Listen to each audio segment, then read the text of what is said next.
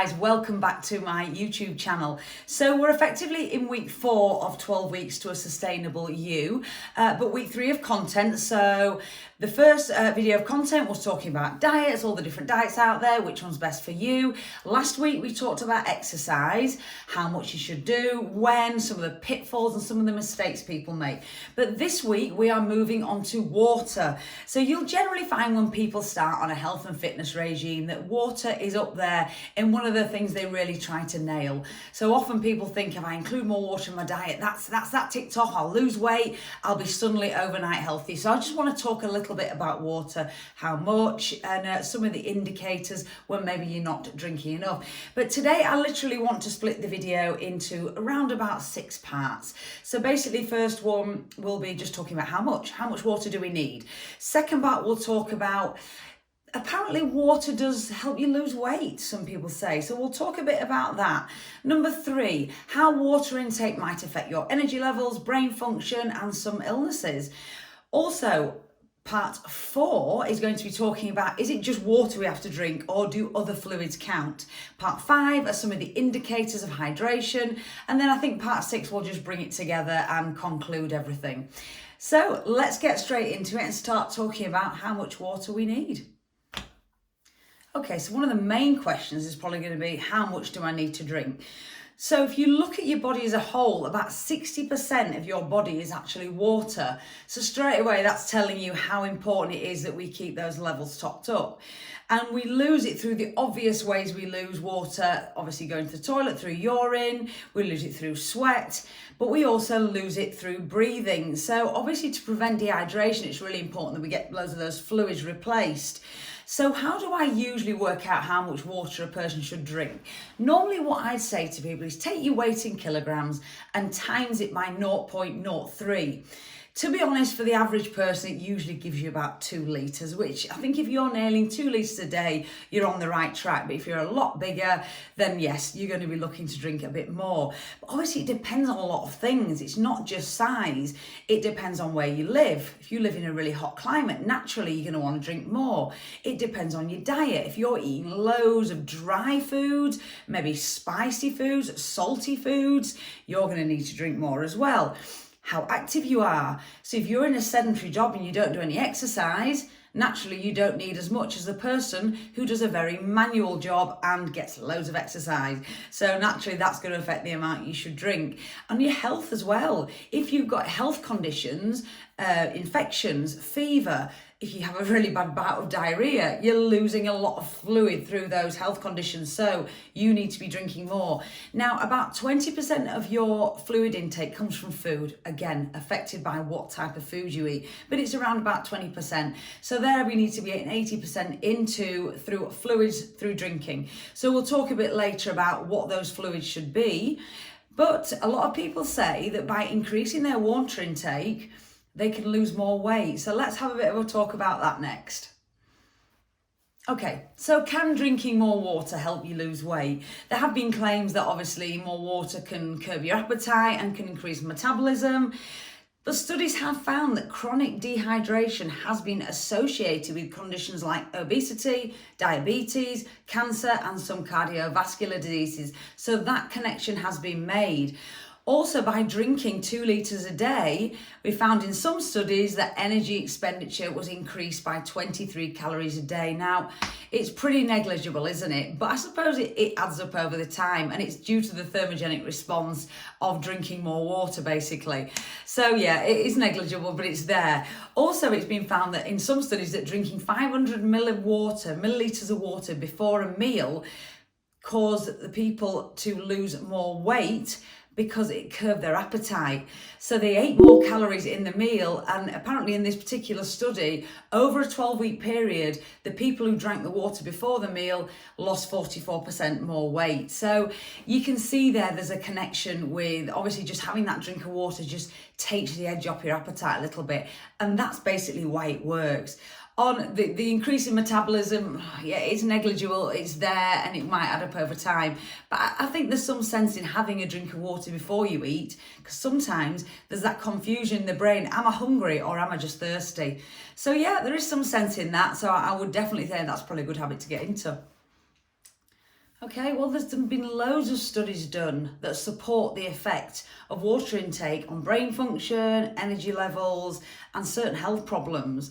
Because dehydration can cause basically impaired mood, decrease in focus, decrease in concentration, decrease in your reaction speed, memory, has loads of effects on the brain and the way it works.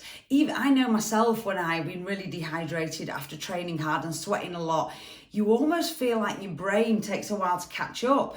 Once I remember feeling quite poorly, and I didn't even realise at the time that it was dehydration, but it was almost like this brain fog. It's a really horrible feeling, and that's down simply to having a lack of fluid in your system and hydration levels. They found in one study that of healthy males that a 1% decrease in body fluid caused a decrease in strength, endurance, and power. And I mean, 1% doesn't sound like a lot, does it? That's actually a lot of fluid to lose in one go, and would be caused by a lot of sweating or just being in a really hot room for a long time. In terms of health conditions, there's a few things that water can really help with. The first one's constipation. It seems pretty obvious to us, but constipation can really be helped by upping your fluid levels. Things like reoccurring urinary tract infections and bladder infections can be helped by increasing your fluid levels. There's also some studies that suggest, but there needs to be more work done, that they might affect things like kidney stones, and also skin clarity and acne. So skin hydration, it seems obvious to us that might be caused by fluid balance, but studies aren't totally clear yet, but there is some evidence to support the fact that drinking more fluids will improve things like acne. So yeah, it's worth definitely getting more fluids in just for all those simple things. But the brain fog is a big one, especially if you train a lot. It's definitely worth, and because electrolytes as well. If you're losing a lot of fluid, sweating, it's definitely worth keeping on top of your fluid intake. Okay, so this is the one thing we're all interested in, is do other fluids count, or is it just plain old water we have to drink? No, other fluids do count. You can drink things like squash, fruit juice, and there was one myth that said that any caffeinated drinks didn't count towards your total because they're a diuretic, so they worked in the opposite way. But no, that is a myth. The diuretic effect of caffeinated drinks is fairly weak, so yes, they count towards your total. Naturally, you've got to be sensible, an espresso shot and things like shots like a Jaeger shot are not going to count, obviously, because they're so small and the caffeine content in, say, your espresso is very high. So be sensible, but a normal sort of long drink coffee, it's absolutely fine. And remember, if you drink foods like, meat, fish, eggs, fruit and vegetables have all got high fluid content, so they all count towards your total. So it isn't just a case of glugging down plain water all the time. But it is important, obviously, for people who sweat a lot, who are losing a lot of salts, to maybe include some electrolytes in your drinks, because we're losing not just water when we sweat, we're losing all those natural salts. So if you are a person that sweats a lot, or if you live in a really hot environment, then it's worth including some electrolytes in, and if you're training a lot as well, it's worth including. Okay, so let's talk about the indicators for hydration. Obviously, maintaining water balance is essential for survival. So we have this unconscious thing where when we are starting to get dehydrated, that thirst thing kicks in. So our body tells us we're thirsty, and it's a bit like breathing. We don't have to actually think about it. It just happens.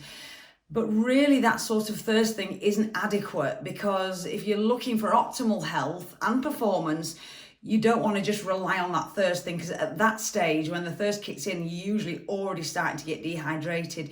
So it's probably a better measurement to be looking at urine colour. So we all know that if your urine's really dark, then you are not drinking enough. You're looking for it to be that sort of pale, clear, light sort of straw colour, especially as well if you're training a lot and sweating a lot. That's something you really need to keep an eye on. And like I said, maybe think about electrolytes, sodium and other minerals that you're losing through sweat are also really important. Also, if you're pregnant or breastfeeding, you definitely need to be taking note of that, because you'll be using a lot more fluids. And also when you get past the sort of age of around 65, that thirst mechanism stops working, it starts to malfunction. So you need to be very much more attuned in to looking at the colour of your urine and keeping on top of fluids once you get past that age. That's really important. Okay, so let's conclude all this and sort of round it up. So basically, no one can actually tell you how much water you need to be drinking, because as you can see from what I said at the beginning, there's so many different factors that can affect that. But if you want to keep it pretty simple, the guidelines are as follows. Drinking about 0.03 times your weight in kilograms. To be fair, it's around about 2 litres, so sort of stick to that, you're in the right ballpark. Make sure during the day you're drinking enough to make sure your urines are pale straw colour and clear. Okay, and when you're thirsty, drink, because at that point you're getting to that point where you'll be already dehydrated. Also, when you're in a really hot climate or you're exercising a lot, you want to be drinking more over and above that initial amount. So you want to be drinking extra to compensate for that. And to be honest, if you follow those things, you're going to be in the right area. But for most people, they're not quite up at that 2 litre level. So let's try and aim for that. That's a start for most people. And don't worry about it just being plain water. Just if it helps you to get more fluid in, add a bit of sugar-free fruit juice. I do that just to make sure I get more in, because let's be honest, water can be a bit boring. Some people love it, but for most people it's a bit boring. So make it a little bit sweeter. As long as you're not getting too much sugar in there, it's perfect. So yeah, that's it really today in terms of water intake. But if you've got any questions about anything I've said today or anything I've said in my previous weeks, please just put a comment below. At the end of this 12 weeks, I'll be doing a conclusion where I bring any questions together. So yeah, I'll answer them at that point. So please get in touch. And as I always say, remember to like and subscribe. And also, if you want any more help and advice, or if you're looking for a personal trainer online, I'm here. So drop me a message and let me know and we'll have a chat, and I'm sure we can sort something out. But yes, I'll leave it there for today, guys. Thank you very much again for watching right to this point, and I'll see you in the next one. Bye-bye.